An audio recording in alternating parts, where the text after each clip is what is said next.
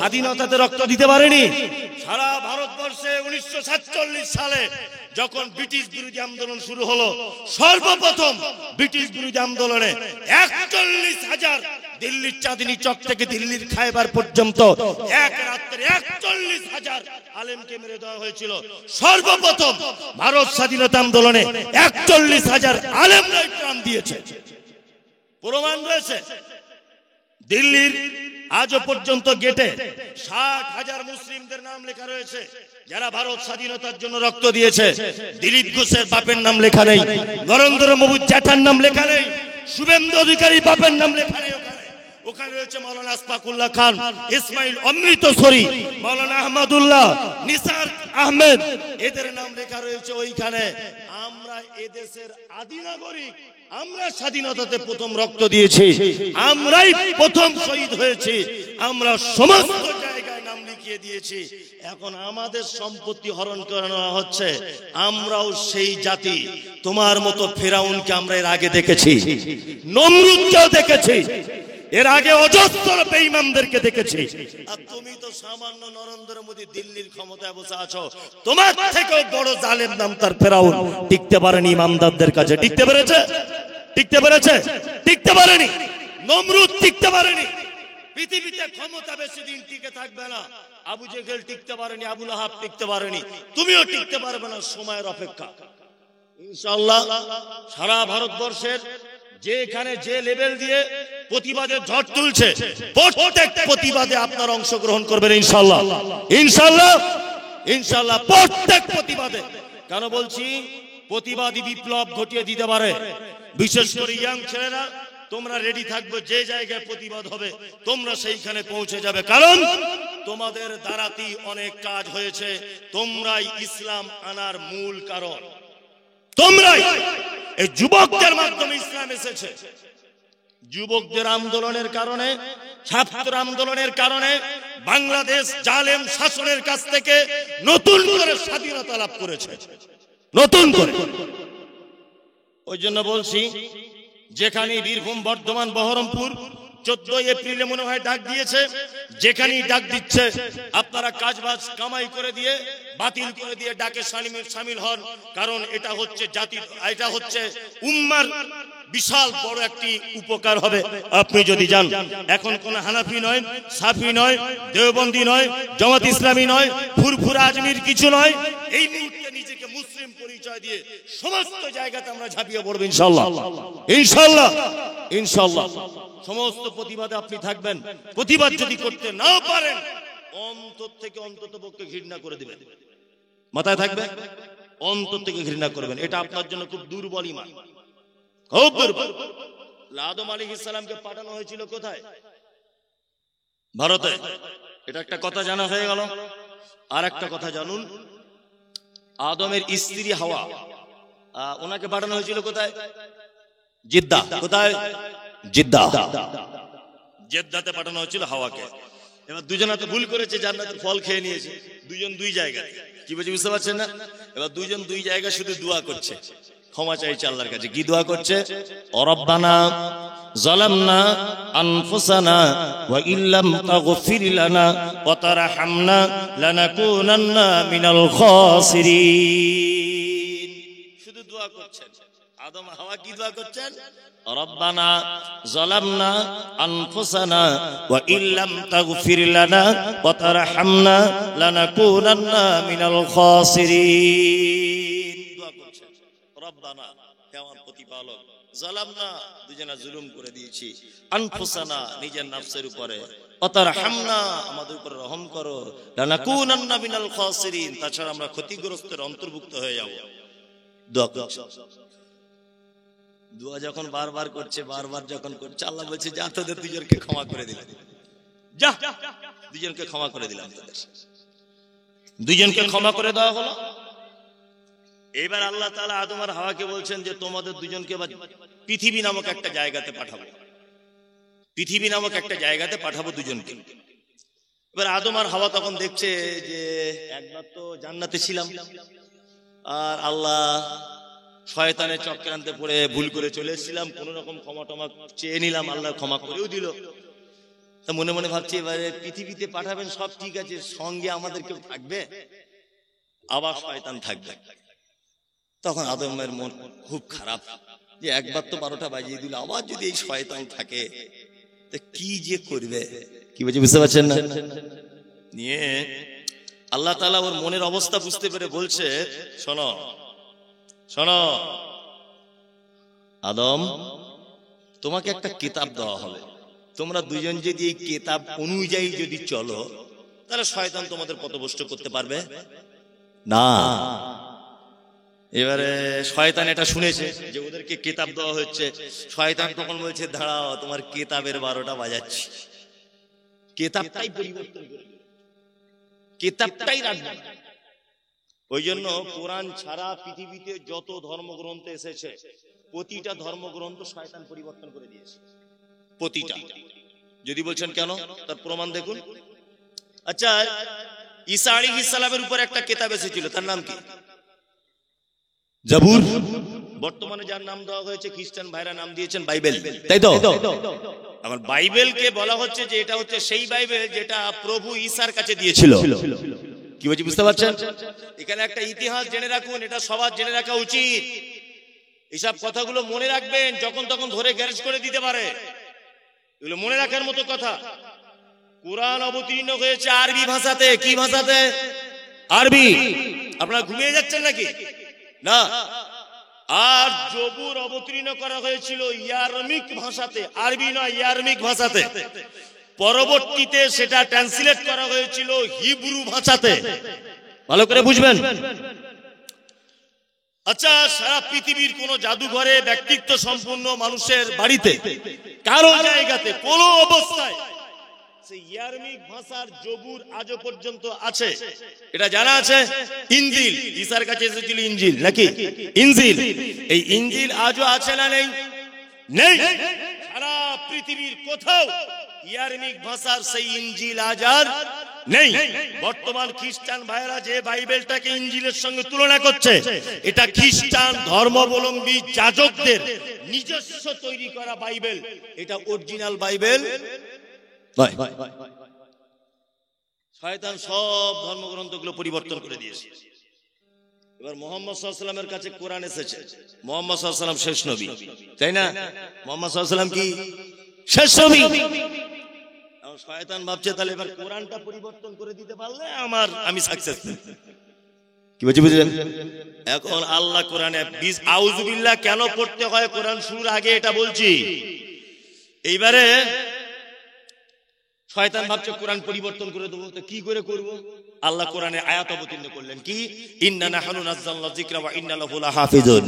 এই কোরআন সংরক্ষণের দায়িত্ব আমি আল্লাহ নিজে নিলাম। শয়তান খুব বিপদে, যে কোরআন তো আল্লাহ দায়িত্ব নিয়েছে, এটার পরিবর্তন করা যাবে না, যাবে যাবে না। তাহলে এটা এখন কি করা যাবে না? শুভেন্দু অধিকারীর মাথাতে একটু গোবর ঢুকিয়ে দিই, ও যদি পরিবর্তন করতে পারে। কি বলছি বুঝতে পারছেন না? অসীম সরকারের মাথায় একটু পেচ্ছাপ করে দিই, যদি ও পারে। নরেন্দ্র মোদীকে একটু খেপিয়ে দিই, যদি ওর মাধ্যমে হয়তো দেখি। কিন্তু কিয়ামত পর্যন্ত কোরআন অক্ষত অবস্থায় থাকবে ইনশাআল্লাহ, ইনশাআল্লাহ, ইনশাআল্লাহ। এর একটা অক্ষর হিলানোর ক্ষমতা কারো নেই। সংরক্ষণ করবে কে? কে? আল্লাহ সংরক্ষণ করবে। এবার শয়তান দেখছে তাহলে এটা তো পরিবর্তন করা যাবে না, অন্তত কাজ করি। এটা কোরআন, এটা ধরেন একটা জলসার হ্যান্ডবিল, বোঝানোর জন্য বলছি। এই হ্যান্ডবিলটার ভিতরে কি আছে লেখা, আচ্ছা বলুন তো, এটা আমি না খোলা পর্যন্ত বুঝতে পারবো? পারবো না তো, পারবো না। শয়তান তখন দেখছে যে কোরআনের বিধান মানুষ খুলবে, পড়বে, তবে তো বুঝতে পারবে। অন্তত পক্ষে যাতে না পড়ে সেই ব্যবস্থাটা করে। কি বলছি বুঝতে পারছেন না? তার মানে শয়তান সব থেকে বেশি শত্রু যারা কোরআন পড়ে। কি বলছি বুঝতে পারছেন? আচ্ছা বলুন তো, মাদ্রাসার ছেলেরা বদমাশ হয় না স্কুলের ছেলেরা বদমাশ হয়? সত্যিটা বলুন। মাদ্রাসা কারা কারা হাত তুলুন, তুলুন, আমি তো মারবো না, তুলুন। মাদ্রাসার ছেলেরা বদমাশ, তাই তো? আর স্কুলের ছেলেরা এরা ভালো। ঘটনা ওটা নয়। আসলে স্কুলের যে ছেলেটা পড়ে, ও সকালবেলা স্কুলে যাওয়ার পরে কি বলছে? জনগণ মন অধিনায়ক জয় হে ভারত ভাগ্য বিধাতা। শয়তান দেখছে আমার দলই আছে, এর পিছনে লেগে লাভ নেই। আর স্কুল থেকে বাড়ি আসার সময় চেন খুলে দাঁড়িয়ে দাঁড়িয়ে পেচ্ছাপ করছে, শয়তান দেখছে তো আমাদের দলই আছে, ফালতু এর পিছনে পড়ে লাভ নেই। তাহলে কি করবি? শামসুলের ছেলে মাদ্রাসায় ভর্তি হয়েছে, মমতাজুলের মাদ্রাসায়, ওকে মাদ্রাসা থেকে ডেকে আনতেই হবে যেমন হোক করে। কারণ শামসুলের ছেলেটা ABCD EFG আর জনগণ মনে তো পারে না। সকাল হলেই আলহামদুলিল্লাহি রাব্বিল আলামিন আর রহমানির রহিম কোরআন তেলাওয়াত করে। শয়তান দেখছে একে কোরআন তেলাওয়াত থেকে দূরে সরাতে হবে। ওই জন্য শয়তান সব থেকে শত্রু যারা কোরআন তেলাওয়াত করে তাদের। আরে পাগল, মাদ্রাসার ছেলে বদমায়েশ নয়, একটা ছেলের পিছনে চালিয়ে শয়তানের ফোর্স ঘুরছে, তো ও টিকে থাকতে পারে?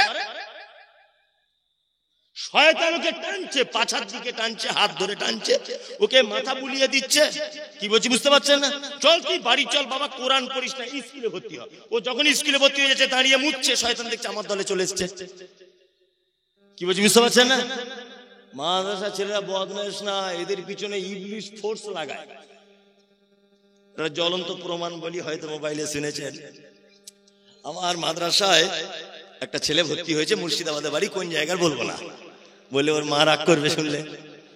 একদম অরিজিনাল। আমার এই যে ছেলেটা গজল বললো আমি ওটার আগে, এ আমার মাদ্রাসায় থাকে, আর ও আমার থেকে একটু সিনিয়র, একসঙ্গে পড়াশোনা করতাম। ওর আব্বা ওর ভাই আমার সব শিক্ষক, তা বন্ধু বলে ও আমার গাড়িটা চালায়, ছোটবেলা থেকে বন্ধু। তো ওকে জিজ্ঞেস করলেও পাওয়া যাবে। একটা ছেলে ভর্তি হয়ে থেকে ইরাম করছে, ইরাম ছেলে তো জীবনে দেখিনি, এরকম ছেলে। তা আমি মাদ্রাসার শিক্ষকদের খুব উল্টো পাল্টা করে বলছি, আপনারা ছেলেটাকে চিকিৎসা করাচ্ছেন না? বাবু কি হলো রে বাপ তোর? বলছে হুজুর আমার পেটে খুব লাগছে, খুব লাগছে। তাহলে এক কাজ কর, চিকিৎসা করাতে হবে। শিক্ষকদের বললাম সব আপনারা ডাক্তারখানায় নিয়ে যান। আমি তো সময় পাই না, নিয়ে ওরা ডাক্তারখানায় নিয়ে গেছে। তা আমাকে বহরমপুরে একটা ছেলে থাকে, খাইরুল বলে নাম, ও বলছে হুজুর 4 দিন ডাক্তার দেখানো হয়ে গেল। ও ওইভাবেই করছে, বলছে যন্ত্রণা ভালো হয় না। তাই তা আমিও তো মাদ্রাসা পড়া ছেলে, আজকে না হয় বক্তা হয়ে এখানে এসেছি, কিন্তু আমিও তো লাইন বুঝি। কি বুঝলেন না, যে কার কি ওষুধ লাগবে। আর আমি ওকে বলছি, আমার গিন্নিকে ফোন করে বলছি এক কাজ করো, তুমি রেডি হও, বাচ্চা ছেলে ওই 7-8 বছর বয়স, তুমি রেডি হও, একটু হসপিটালে যেতে হবে। কেন? একটা ছেলের অবস্থা খুব খারাপ। ড্রাইভারকে বললাম তুমি গাড়িটা স্টার্ট দাও।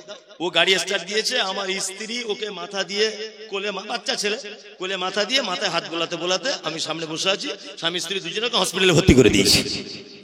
হসপিটালে ভর্তি করে যখন দিয়েছি, একজন মহিলা ডাক্তার ও চিকিৎসা করছে। আর আল্লাহর পক্ষ থেকে কি ফয়সালা, মহিলা ডাক্তারটার বাড়ি বহরমপুরে, মুসলিম মেয়ে, নেম প্লেট দেখে বুঝতে পারছি মুসলিম। আমাকে দেখে বলছে হুজুর আপনাকে আমি চিনি, আমার মা আপনার খুব ভক্ত। জি বোন সব ঠিক আছে, ছেলেটা আজকে 1 সপ্তাহ পেটের যন্ত্রণা ভালো হচ্ছে না, খুব ভালো করে ট্রিটমেন্ট করো। ও বলছে আমি স্পেশাল করে করছি, নার্সিং হোমের থেকে ভালো হবে, আমি তো নিজে থেকে চিকিৎসা করব। ও চিকিৎসা চালিয়ে যাচ্ছে, 4-5 ঘন্টা ইনজেকশন সিলাইন সব করছে, তাও বন্ধ হয়। তা আমি মনে দয়া হলো যে বাচ্চা ছেলে, গরিবের ছেলে, কাজ ছেলে, আমি একটা পানির বোতল, 2 পাউরুটি, কলা টলা কিনে ওকে দিতে যাচ্ছি। মেয়েটাকে জিজ্ঞাসা করে বলছি বোন ওর যন্ত্রণা কমলো? তা বলছে হুজুর কোনো পরিবর্তন দেখছি না। আমি তখন বলছি আচ্ছা বোন, এবার আমি চিকিৎসাটা করবো কি, আপনি যদি পারমিশন দেন, কোন হসপিটালে ভর্তি হয়ে গেছে, আমার তো কোনো রাইট নেই, সরকারি ব্যাপার। তো বলছি হুজুর কি করবেন? বলছি তোমার সাইডে ডেকে বলছি তোমাদের অপারেশনের যন্ত্রপাতি আছে? তো হুজুর আছে। যে পুরাতন মাল একটু মোটামুটি 4-5 পিস করে সব আনো, দেখুন এক্ষুনি ভালো হয়ে যাবে। ওই মেয়েটা এখন আমার কথা শুনে ওই অপারেশনের কাঁচি, সুতো, সেলাই করা সূচ সব নিয়ে একটা প্লেটে করে ওর সামনে রেখেছে। ও আমাকে তখন জিজ্ঞেস করছে হুজুর এগুলো কি করবেন? ওপেন সার্জারি, অজ্ঞান করা হবে না, পেট কেটে দেখা হবে ভিতরের মাল ঠিক আছে কিনা। তখন বলছি হুজুর আল্লাহর কসম বলছি আমার কিছু হয়নি, আমার মায়ের জন্য মন খারাপ করছে, আল্লাহর কসম হুজুর আমার কিছু হয়নি। তখন বললাম আসলে তোর দোষ নয়, শয়তানের দোষ। শয়তান তোকে কোরআন পড়ানো থেকে দূরে সরাবে বলে হসপিটাল পর্যন্ত নিয়ে এসেছে। কি বলছি বুঝতে পারছেন না? হসপিটাল পর্যন্ত নিয়ে এসেছে। কিন্তু আমিও তো কি চিজ তুমি জানো না, তোমায় দড়ি দিয়ে বাঁধবো চলো মাদ্রাসায়, তোমাকে হাফেজ করি বাড়ি যেতে হবে, তোমার মা আমাকে বলে দিয়েছে। এখন আলহামদুলিল্লাহ ছেলেটা 4-5 পারা মনে হয় হিফজ করে ফেলে দিয়েছে আলহামদুলিল্লাহ। তার মানে কোরআন পড়া সব থেকে শত্রু কে? কে? শয়তান। ওই জন্য আল্লাহ কি বলেছেন? ফাইজা কারাতাল কোরআন ফাস্তাইজ বিল্লাহি মিনাশ শাইতানির রাজিম। কোরআন তেলাওয়াত যাই করো, কোরআন তেলাওয়াতের সময় অবশ্যই শয়তানের খারাপ কাজ থেকে আল্লাহর নিকটে আশ্রয় চাও, প্রার্থনা চাও। কি বলছি বুঝতে পারছেন? আর বলুন, বর্তমানে শয়তান জিতে গেছে না আমরা জিতে গেছি? শয়তান জিতে গেছে, তাই না? কোরআন তেলাওয়াত করেন মাঝে সাঝে? করেন না তো? আর আপনার বড় বাড়ি তো, কোরআন রাখার জায়গাও কম, জায়গাও শর্ট, টিভি শোকেস আলমারি সব, কোরআন রাখার জায়গা কম, তাই না? ও দরকার নেই রাখা, দরকার নেই। ওটা না রাখলেই আপনার যদি সুবিধা হয় তা রাখতে হবে না। আশ্চর্য ব্যাপার, রমজান মাস চলে গেল, হ্যাঁ, এত বরকতের মাস, রহমতের মাস, কারণ কি? আল্লাহ বলছেন শাহরুর রমাজান আল্লাযী উনজিলা ফীহিল কোরআন। রমজানের এত বরকত, এত রহমত, তার একটা কারণ, এই মাসে কোরআন অবতীর্ণ করা হয়েছে। কি বুঝি বুঝতে পারছেন? অথচ গোটা রমজান আমরা পার করে দিলাম, এক ওয়াক্তে কোরআন তেলাওয়াতে আমরা সময় দিতে পারলাম না। রমজানে কোরআন তেলাওয়াত করেছেন? করেছেন রমজানে কোরআন তেলাওয়াত? কটা লোক হাত তুলে? 10 জন হবে কোরআন তেলাওয়াত করতে পারেনি। কোরআন তেলাওয়াত করুন। কি বলছি বুঝতে পারছেন? জি। তাহলে আউযুবিল্লাহ কেন বলতে হয় এটা বলে দিলাম। এবার সূরাটার বাংলাটা বলে দিই। আল্লাহ তাআলা বলছেন আলিফ লাম মিম সাদ। পবিত্র আল কোরআনে 31টি সূরার ভিতরে, 29টি সূরার ভিতরে এই রকম শব্দগুলো আছে, দেখতে পাবেন আপনারা। আলিফ লাম মিম, আলিফ লাম র, তাহা, ইয়াসিন, কফ, আছে না? আছে। এগুলো তো আরবিতে বলা হয় হুরুফে মুকাত্তিআত, বাংলাতে বলা হয় বিচ্ছিন্ন অক্ষরমালা। কি বললা বুঝলেন? আচ্ছা, তার পরের আয়াতটা কি? এখন এই আয়াতটার ব্যাখ্যা বিশ্লেষণ যদি বলছেন হবে না, জি না, আমি জানি না।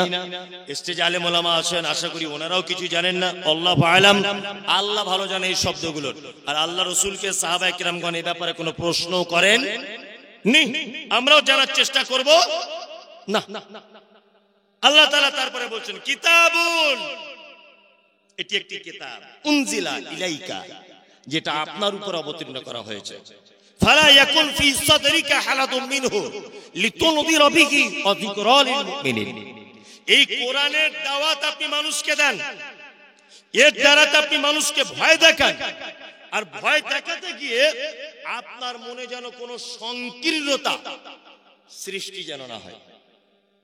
তাহলে মানুষকে দাওয়াত দিতে হবে কি দিয়ে? কোরআন দিয়ে। কি দিয়ে? কোরআন দিয়ে দাওয়াত দিতে হবে। কোরআন ছাড়া পৃথিবীর অন্য কোনো কিছু দিয়ে দাওয়াত দিতে গেলে সে দাওয়াত উপকারে আসবে না, উপকারে আসবে না। আমি একটা কথা বলছি, তার জ্বলন্ত প্রমাণ। কেউ হয়তো ভাববেন যে আপনি বললেন প্রথমে আর করছেন একরকম, কারোর বিরুদ্ধে বলবেন না। আমি কারোর বিরুদ্ধে বলতে আসিনি, বাস্তব একটা চিত্র আপনাদেরকে দেখাই যে কোরআন ছাড়া দাওয়াত কাজে কত অসম্পূর্ণতা। আমাদের কিছু মানুষ আছে যারা তবলিগ জামাত করে, আছেন না? আলহামদুলিল্লাহ, আমি করা হারাম, জায়েজ, বেদাত কিচ্ছু বলবো না। আপনি যা পারছেন করুন, কিন্তু আপনার কাছে একটা বিনীত অনুরোধ। এটা কি অনুরোধ? তবলিগ জামাতের ভাইরা ব্যাগপত্র নিয়ে জ্যেষ্ঠা মসজিদে এলো, ঈশার নামাজ পড়ে একজন উঠে দাঁড়িয়ে বলছে বাকি নামাজ বাদ আপনারা বসে যাবেন, দ্বীন ঈমানের কথা আলোচনা করা হবে। বলে না, শুনেছেন? শুনেছেন। আলোচনা কি দিয়ে করা হবে? না, ফাজাইলে আমল বলে একটা কিতাব আর মুনতাখাবে হাদিস। ভালো করে বুঝবেন। আমি নিজামুদ্দিন থেকে চিল্লা লাগিয়ে এসেছি, আল্লাহর কসম বলছি, নিজামুদ্দিনের চিল্লা লাগিয়ে এসেছি আমি তবলিগে। সবে ফারাগাত, তখন মাদ্রাসায় পড়ি আমি।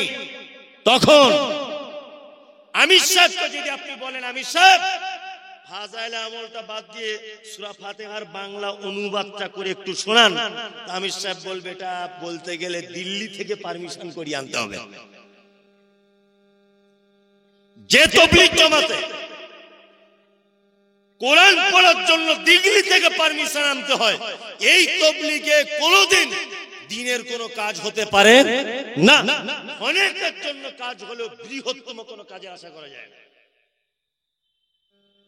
তাবলীগ করতে হবে কি দিয়ে? কোরআন দিয়ে। কি দিয়ে? হ্যাঁ, কোরআন দিয়ে তাবলীগ করতে হবে। কোরআন পড়ুন, মানুষকে ভয় দেখায়। কি বুঝে বুঝতে পারছেন? কোরআনের মাধ্যমে মানুষকে দাওয়াত দিতে হবে। আর একটা কথা আপনাদেরকে বলি, আচ্ছা বাংলাদেশে সব থেকে বড় বড় পীর, তাই না? সব থেকে বড় বড় আল্লাহর ওলি এখন কোথায়? দেখবেন গাছে উঠে নাচছে। আমি নিজে চোখে দেখার কথা বলছি, বক্তব্য দিচ্ছে, আল্লাহ আল্লাহ জিকির করছে, একজন তার ঘাড়ে চেপে যাচ্ছে। আপনারা দেখতে পাচ্ছেন এগুলো, আমার নতুন করে বলার কিছু নেই। আর তাহেরি আছে, ভণ্ড তাহিরি আছে, এনায়াতুল্লাহ আব্বাসী আছে।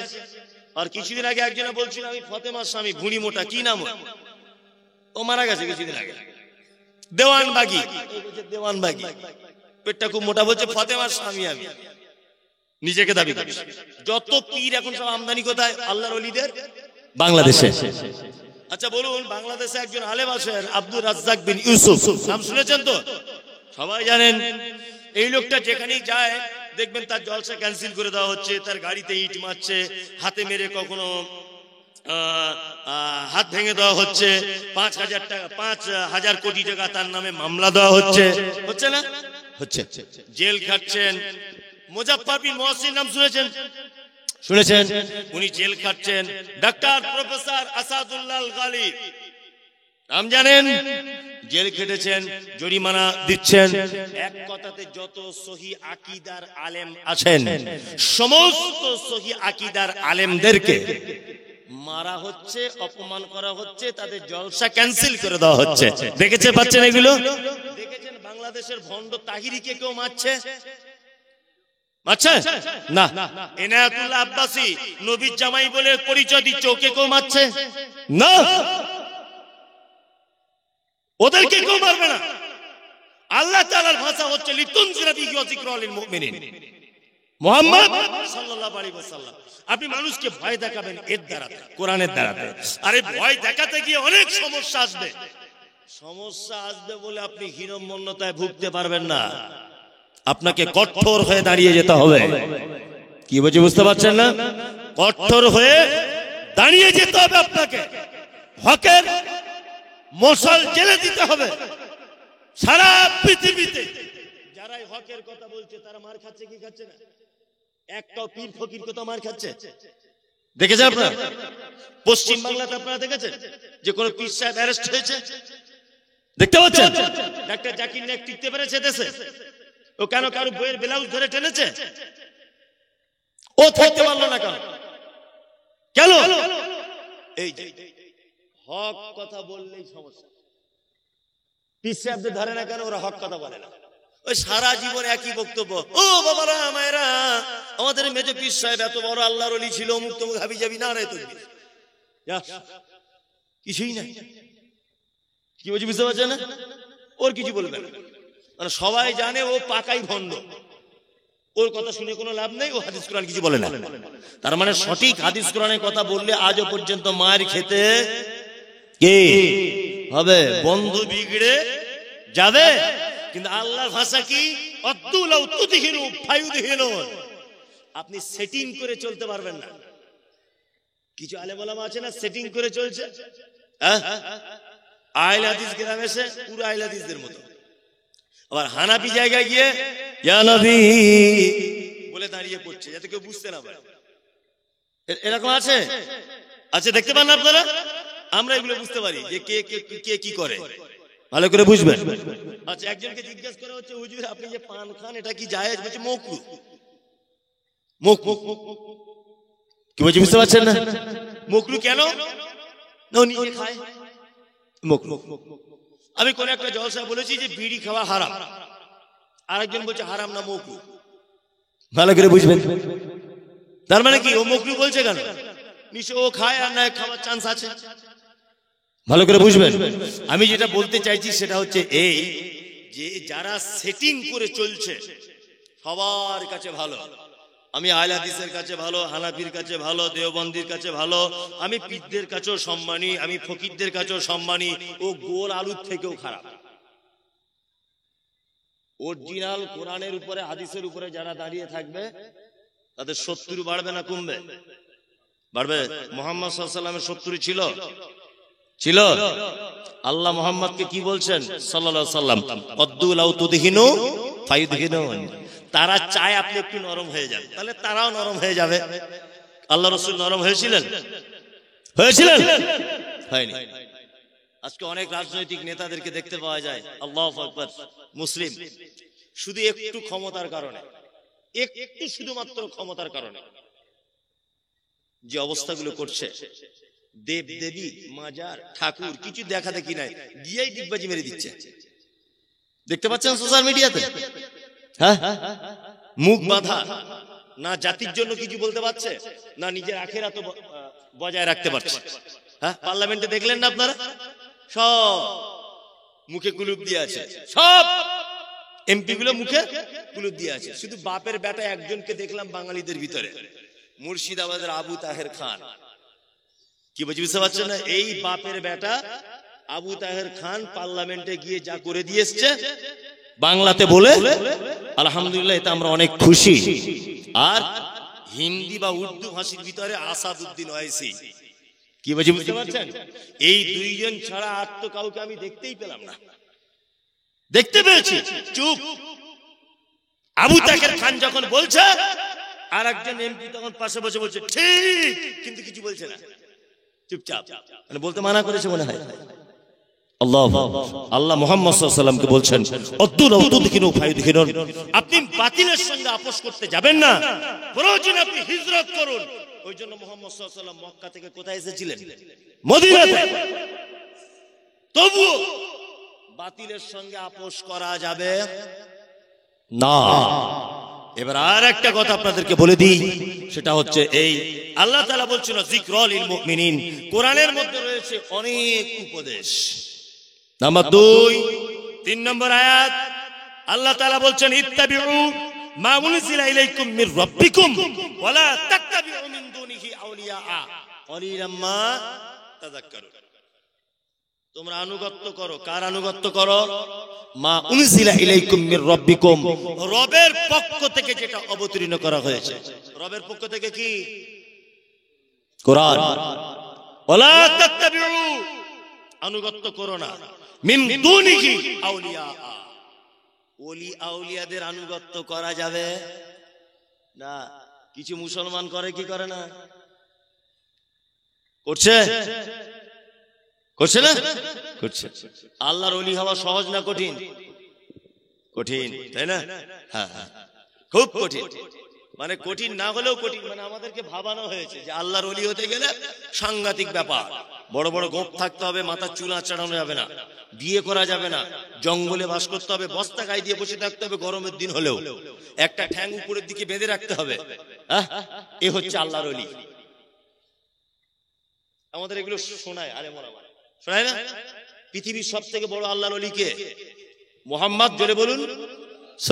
বিয়ে করেছিলেন, হাতের নখ কাটতেন, পরিষ্কার পরিচ্ছন্নতা পছন্দ করতেন, মাথার চুল কাটতেন।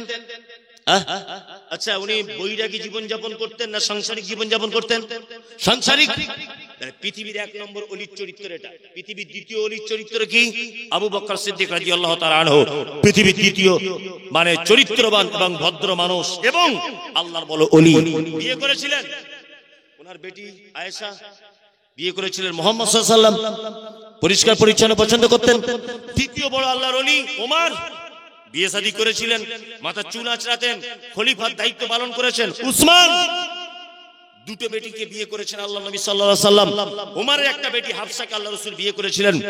তারপর আলী, আলীকে ফাতেমার স্বামী মুহাম্মদ সাল্লাল্লাহু আলাইহি ওয়াসাল্লামের জামাই, সাংসারিক জীবন যাপন করেছেন। উসমান খলিফার দায়িত্ব পালন করেছেন। ওনারা সমস্ত কাজবাজ করার পরেও আল্লাহর বলো ওলি। ওলি ছিলেন কি ছিলেন না? ছিলেন, ছিলেন। আমাদের আল্লাহর ওলিদের পরিচয় কেমন করে দিতে হয়? আল্লাহ, যত ভণ্ডামি কেচ্চা কাহিনী আমাদের আল্লাহর ওলিদের ব্যাপারে আছে না?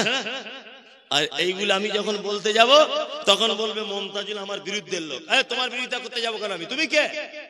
তুমি কে তোমার বিরোধিতা করতে যাবো আমি? সত্যটা বলতে হবে না জাতিকে? কত বড় মিথ্যা কথা। বলছে আমাদের অমুক পীর সাহেব সুন্দরবন বেড়াতে গিয়েছে, আল্লাহর ওলিদের ঘটনা বলছে।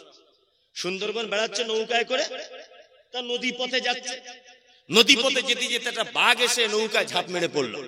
পীর সাহেব তখন বলছে আমি অমুক মাজারের পীর সাহেব। বাঘ তখন বলছে হুজুর নমস্কার, ভুল হয়ে গেছে, আপনি আমায় ক্ষমা করে দেবেন। কি বলছি বুঝতে পারছেন না? বাঘ জঙ্গলে চলে গেল। আমাদের পীর সাহেব বন্ধুরা আমার নৌকা নিয়ে একটু নদীর আগিয়ে চলে গেল, গিয়ে দেখছে বাঘটা নদীর মাঝখানে হাত জোর করে বলছে হুজুর আপনাকে দেখে চিনতে পারিনি, আপনি অমুক হুজুর সাহেব? বলছে হ্যাঁ। জীবনে যেন নৌকার সাইডে আসবি না। বলছে হুজুর ঠিক আছে, ভুল হয়ে গেছে। আচ্ছা এইসব গাঁজাখুরি বক্তব্য চলে? আমি আজকে এখানকার জলসার প্রধান বক্তা, ভালো করে বুঝবেন। গাড়ি থেকে নেমে হেঁটে আসছে, একটা বিষাক্ত সাপ ফনা তুলে আছে এরকম। আমি যদি বলি এই বিয়াদব কোথাকার, আমি এখানকার প্রধান বক্তা, ছাড়বে?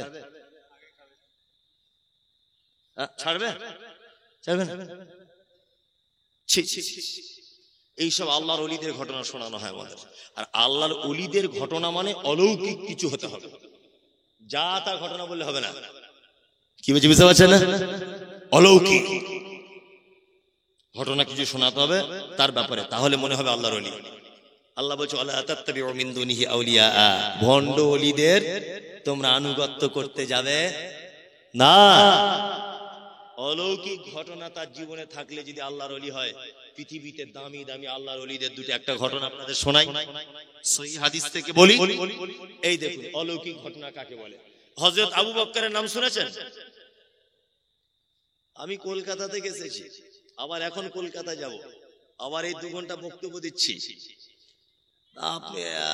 আপনি এত ক্লান্ত, ঘুম লাগছে কেন? আমার কই কিছু হচ্ছে না? একদিনে আপনার এরকম অবস্থা?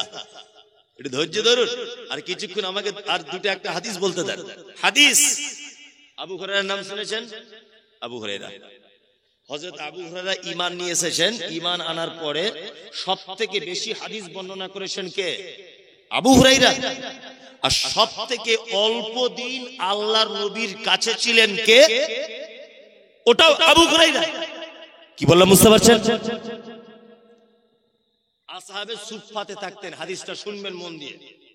আসহাবে সুফফাতে থাকতেন কে? আবু হুরায়রা। আল্লাহ নবী সাল্লাল্লাহু আলাইহি ওয়াসাল্লাম কখনো কখনো হাদিয়া পাঠালে বা অন্যান্য সাহাবীরা হাদিয়া পাঠালে আসহাবে সুফফায় যে সমস্ত সাহাবীরা থাকতেন তারা খেতেন, তা বাকি টাইম খাওয়া হতো না। হযরত আবু হুরায়রা বলছেন একবার এত খিদা লেগেছে, আল্লাহ রাসূল যে মেম্বারে খুতবা দেন ওই মেম্বারের সাইডে পেটে পেট লাগিয়ে আমি বসে আছি। আবু হুরায়রা ভাবছেন যে এখানে থাকলে খাওয়া হবে না, একটু রাস্তার দিকে যাই, একটু রাস্তার দিকে যাই। তা রাস্তার দিকে যাচ্ছেন কে? আবু হুরায়রা। রাস্তার দিকে যাচ্ছেন এই ভেবে যে আল্লাহ রাসূলের কোন সাহাবীর সঙ্গে দেখা হবে, আমি কোন একটা ছলনা করে কথা বলবো, সে আমার দিকে তাকাবে, আর আমার ক্ষুধার্ত চেহারাটা দেখে সে বুঝতে পারবে সে নিশ্চয় আমাকে খাওয়ার কথা কিছু বলবে। ধুলোবালি মাখা অবস্থায় বসে আছেন আবু হুরায়রা। রাস্তা দিয়ে আসছেন কে?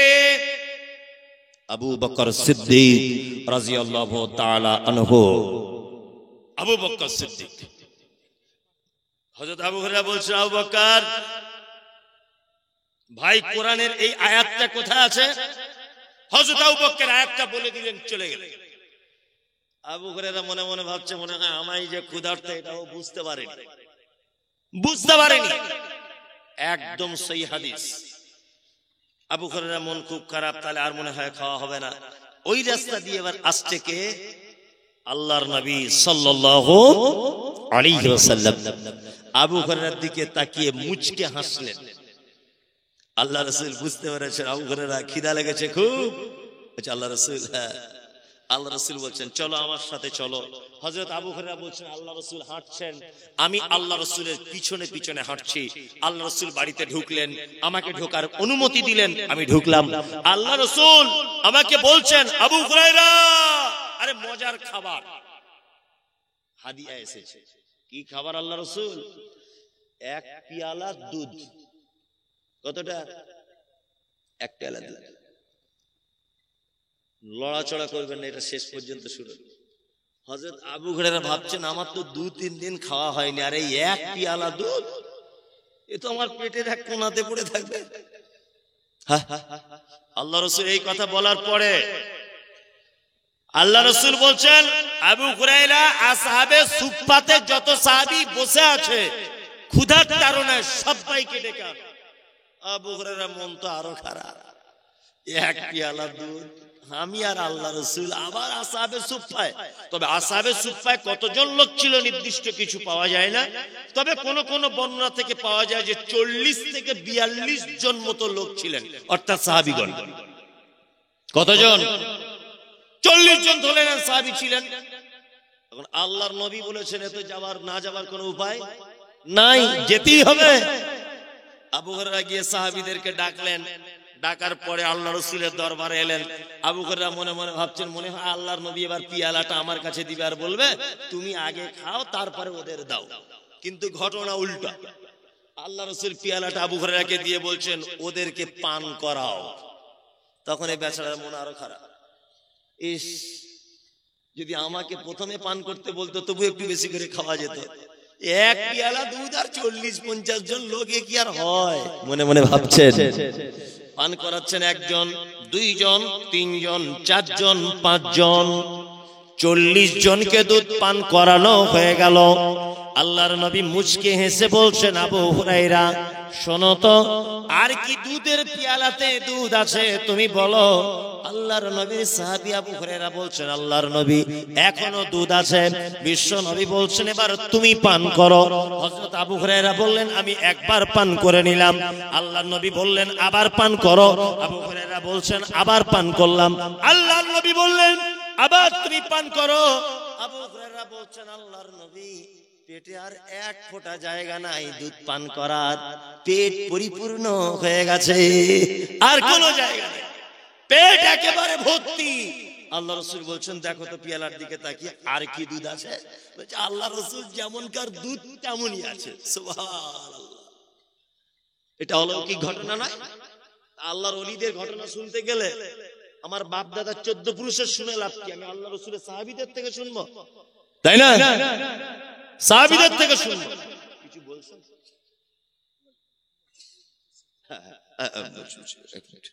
মানে ওইটা বললেই সব লোক পালাবে, বুঝলেন? আমি ঠিক বলছি। হ্যাঁ বলছি। আমি আর একটা হাদিস আমার শোনাতে দিতেই হবে, বলবো। দেখুন এইটা শুনলে আপনার এত ভালো লাগবে, অথচ জ্ঞানও আছে। আল্লাহর ওলিদের কাহিনী দেখুন শুধু। আচ্ছা, বদরের যুদ্ধ হয়েছিল কত হিজরিতে কেউ জানেন? কে বলছে? তুই মাদ্রাসায় পড়ো? সত্যি বলো তো, ও ঠিক বলেছে। আর ওহুদের জানেন 3 হিজরি, তার পরের বছরই, তারপরের বছরে খন্দক। কোথায়? খন্দক। খন্দকের যুদ্ধ। আমার দিকে ফিরুন 5 মিনিট। এইটা শুনে রাখলে আপনার কাজ হবে। বর্তমান যা দেশের অবস্থা, অবশ্যই কাজ হবে।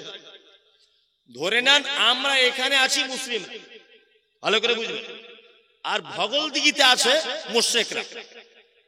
আমি খন্দক দেখে এসেছি নিজে। মুশরিকরা ওইখানে আর এখানে মুসলিমরা। মুসলিমরা সংখ্যায় কম আর মুশরিকরা সংখ্যায় বেশি। আল্লাহ রাসূল খুব চিন্তা করছেন যে 14 জন সাহাবী শহীদ হয়েছেন কোথায়? বদরে। 70 জন সাহাবী শহীদ হয়েছেন কোথায়? উহুদে। আবার যদি খন্দকের তারপরের বছরের যুদ্ধ আবার যদি সাহাবীরা শহীদ হন, এ বড় বিপদ। আল্লাহ রাসূল টেনশন করছেন। একদম যুবক ছেলে একটি আল্লাহর নবীকে এসে বলছেন, আল্লাহ রাসূল সাল্লাল্লাহু আলাইহি ওয়াসাল্লাম একটা কাজ করলে হয় না? বলছে কি? বলছে ভগলদিঘি আর জ্যেষ্ঠা গ্রামের মাঝ। হাদিসে ভগলদিঘি আর জ্যেষ্ঠা নেই, ওটা বোঝানোর জন্য বলছি। এই দুটো জায়গার মাঝখানে যদি একটা খাল যদি কেটে দেওয়া হয় তাহলে সুবিধা হবে। আল্লাহ রাসূল বলছেন কেন?